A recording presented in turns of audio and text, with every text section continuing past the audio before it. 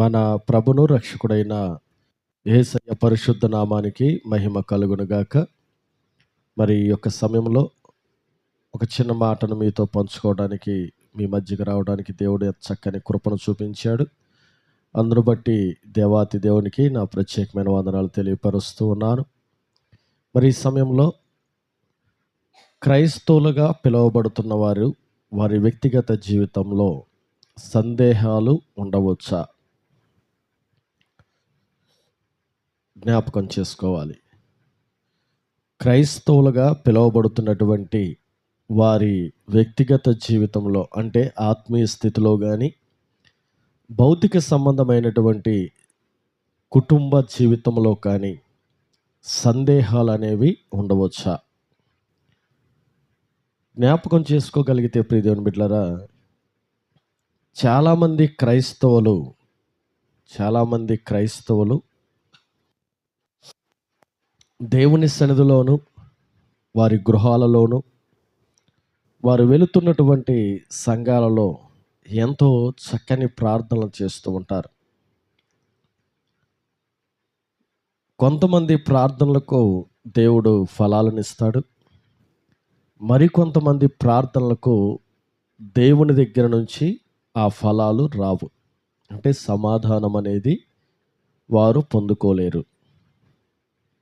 కారణం, అందరూ ప్రార్థన చేస్తున్నారు, కొందరికి మాత్రమే ఫలాలు అనేది దేవుని దగ్గర నుంచి ఇవ్వటం జరుగుతూ ఉంది. కారణం ఏంటి?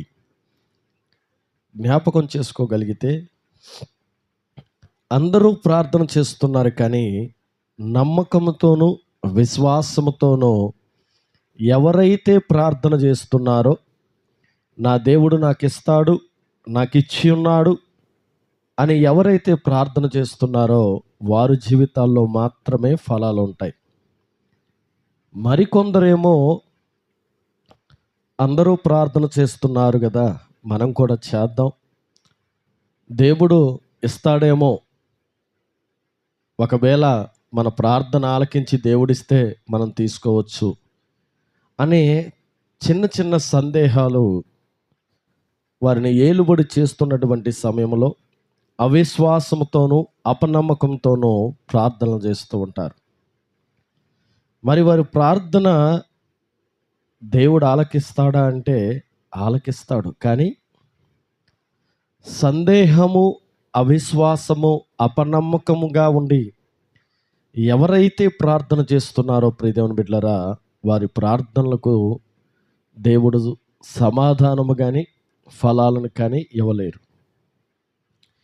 ఎందుకనంటే వారు సందేహముతో ప్రార్థన చేస్తున్నారు, అవిశ్వాసముతో ప్రార్థన చేస్తున్నారు. జ్ఞాపకం చేసుకోగలిగితే మనందరికీ తెలుసు ప్రియ దేవుని బిడ్డలారా, మొదటి సమూయేలు గ్రంథంలో హన్నా అనబడినటువంటి ఒక స్త్రీ ఉంది. ఎంతోమంది తృణీకరించారు, ఎంతోమంది బాధకు గురి చేశారు, ఎందరో అవమానించారు, ఎందరో నిందించినప్పుడు అప్పటి వరకు కూడా అవిశ్వాసముతో అపనమ్మకంతో ప్రార్థన చేసిందేమో, కానీ ఈ బాధలు తట్టుకోలేనటువంటి స్థితిలో, ఈ నిందలు భరించలేని స్థితిలో, ఈ అవమానాలు తట్టుకోలేని స్థితిలో హన్నా అనబడినటువంటి ఆ స్త్రీ దేవుని సన్నిధిలోకి వెళ్ళి సాగిలపడి చేస్తున్న ప్రార్థనను మీరు ఆలకించగలిగితే, నీవు నాకు ఒక కుమారుని దయచేసినట్లయితే ఆ కుమారుని నీ సన్నిధిలో నేనేం చేస్తాను, పాలు విడిచిన నాటి నుంచి కూడా నీ సన్నిధిలో ఆ బిడ్డను నేను ఇదిగో వదిలివేస్తాను అని ఒక నిబంధన దేవుని సన్నిధిలో చేసింది. అంటే నాకు బిడ్డను ఇస్తావు, ఇచ్చిన తర్వాత పాలు విడిచిన నాటి నుంచి నీ సన్నిధిలో ఆ బిడ్డను పెంచుతాను అనగానే ప్రియ దేవుని బిడ్డలారా, దేవుడు ఆ బిడ్డ జీవితంలో కార్యం చేశాడు. అంటే విశ్వాసముతో, నమ్మకముతో నీవు నాకు ఇస్తావు, పాలు విడిచిన నాటి నుంచి నీ సన్నిధిలో నేను ఉంచుతాను అనే నమ్మకం, విశ్వాసము ఆ ప్రార్థనకు ఫలాన్ని తీసుకునే రీతిగా ఆ బిడ్డను సిద్ధపరిచారు. ఒకసారి జ్ఞాపకం చేసుకోవాలి. అదే రీతిగా చూడగలిగితే ప్రియ దేవుని బిడ్డలారా, పేతురు భక్తుడు మనందరికీ తెలుసు. పేతురు భక్తుడు ఒకానొక సమయంలో యేసు ప్రభుల వారు సువార్తను ముగించుకొని అక్కడ ఉన్నటువంటి ప్రజలందరినీ కూడా పంపించినటువంటి స్థితిలో ఆ యొక్క శిష్యులను ఆయన యొద్దకు పిలిచి, మీరు వెంటనే అద్దరికి వెళ్ళండి అని చెప్పగానే ప్రియదేవుని బిడ్డలారా, వారు వాడలో ప్రయాణము చేస్తూ ఉండగట. ఆ వాడలో ప్రయాణము చేస్తూ ఉండగా సముద్రపు గాలులు ఫెను తుఫాను వాడను తాకటం వల్ల వాళ్ళందరూ కూడా భయభ్రాంతులకు గురవుతున్నారట. ఆ సమయంలో దేవుని బిడ్డలను జ్ఞాపకం చేసుకోగలిగితే, సముద్రం మీద నడుచుకుంటూ యేసయ్య వస్తూ ఉంటే ఆ యేసయ్యను చూసిన ప్రతి ఒక్కరూ, శిష్యులందరూ కూడా అయ్యో దెయ్యం వస్తుంది, అయ్యో భూతం వస్తుంది అని చెప్పేసి అంటూ ఉంటే, దేవుడు అంటున్న మాట ఏంటంటే, మీరెవరూ కూడా అధైర్యపడవద్దు, భయపడవద్దు. ఎందుకనంటే ఇదిగో మీరు ఆరాధిస్తున్నటువంటి యేసును నేను, మీరు వెంబడిస్తున్నటువంటి యేసును నేనని చెప్పగానే అక్కడున్నటువంటి పేతురు ఒక చక్కని మాట అంటూ ఉన్నాడు. నీవు నిజంగా యేసు అయితే, ఇదిగో నువ్వు ఏ రీతిగా సముద్రం మీద నడుస్తూ ఉన్నావో అదే రీతిగా నన్ను కూడా సముద్రం మీద నడిపించు అనగానే వెంటనే యేసయ్య ఆ వాడలో నుంచి నువ్వు బయటికి రమ్మన్నాడు. జ్ఞాపకం చేసుకోవాలి. వాడలో నుంచి బయటకు వచ్చాడంట, నడుస్తూ ఉన్నాడట. నడుస్తూ ఉన్నటువంటి సమయంలో ఒక సందేహం పేతురులోకి వచ్చింది. ఏంటి ఆ సందేహం? ఒకవేళ నేను మునిగిపోతే, దేవుని బిడ్డలారా జ్ఞాపకం చేసుకోవాలి, ఒకవేళ మునిగిపోతే నా పరిస్థితి ఏంటి? యేసయ్యను చూసినంతసేపు ఆ నేల మీద నడుస్తూ ఉన్నాడట. ఒకవేళ మునిగిపోతానేమో, అసలు గాలి వీస్తుందా లేదా, ఇదిగో శిష్యులు ఉన్నారా లేరా అని చెప్పేసి వెనక్కి తిరిగి చూడగానే ఆయన, ఆ పేతురు పిలువబడుతున్నటువంటి వ్యక్తి చిన్న చిన్నగా సముద్రంలో మునిగిపోతా ఉన్నాడు. చూడగలిగితే అప్పుడు యేసయ్య ఒక చక్కని మాట అంటూ ఉన్నాడు. ప్రియదేవుని బిడ్డలారా, చదవగలిగితే మత్తయి సువార్త 14వ అధ్యాయం 31వ మాటను ఒకసారి మనం చూడగలిగితే, వెంటనే యేసు ఆ చెయ్యి చాపి అతన్ని పట్టుకొని, అల్ప విశ్వాసి ఎందుకు సందేహపడితివి? జ్ఞాపకం చేసుకోవాలి. పేతురు కూడా ఏం పడుతూ ఉన్నాడట? సందేహపడుతూ ఉన్నాడట. అంటే అసలు నేను అడుగుతూ ఉన్న మాటను ఒకసారి జ్ఞాపకం చేసుకోవాలి. యేసయ్య మనతో ఉంటే, యేసయ్య మనలో ఉంటే, యేసయ్య మన కళ్ళ ముందు ఉంటే సమస్తము సాధ్యపరచగలిగినటువంటి గొప్ప సమర్థుడు, మరణించిన వ్యక్తిని తిరిగి లేపినటువంటి వ్యక్తి మన ముందు నిలబడితే, ఇదిగో 90 సంవత్సరాల వయసులో గర్భం ఉడికిన స్థితిలో గర్భాన్ని తెరిచినటువంటి ఆ దేవాతి దేవుడు మన కళ్ళ ముందుంటే ఎందుకు మనం సందేహపడాలి? మనలో ఆయన ఉండగా, మనతో ఆయన ఉండగా, మన ముందు ఆయన ఉండగా, ప్రియదేవుని బిడ్డలారా, ఎందుకు మనం సందేహపడాలి? పేతురు సందేహపడుతూ ఉన్నాడు. వెంటనే ఆ నీళ్ళల్లో ఆ వ్యక్తి ఏమైపోతున్నాడటండి? మునిగిపోతున్నాడని వాక్యం మాట్లాడుతుంది. ఈరోజు నీవు నేను మనందరం కూడా జ్ఞాపకం చేసుకోవాలి.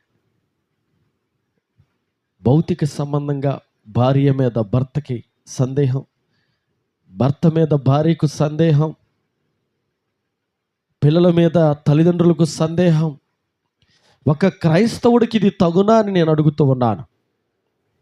జ్ఞాపకం చేసుకోవాలి. ఆయన పరిశుద్ధుడు కాబట్టి నువ్వు పరిశుద్ధురాలుగా ఉండాలి, పరిశుద్ధుడిగా ఉండాలి.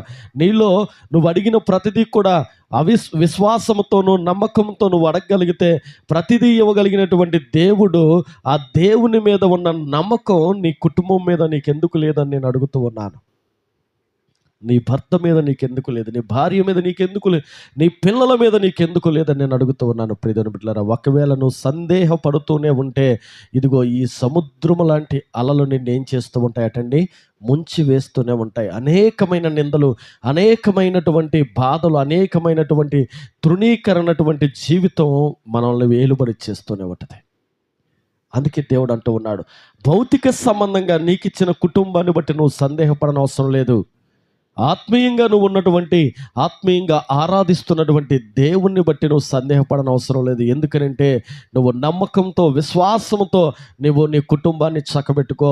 అదే రీతిగా నమ్మకంతో, విశ్వాసంతో దేవుణ్ణి అడగగలిగితే, ప్రియదేవుని బిడ్డలారా, ఆ దేవుని కూడా ఎలా అడగాలో ఇదిగో చక్కని మాటను దేవుడు వివరిస్తూ ఉన్నాడు.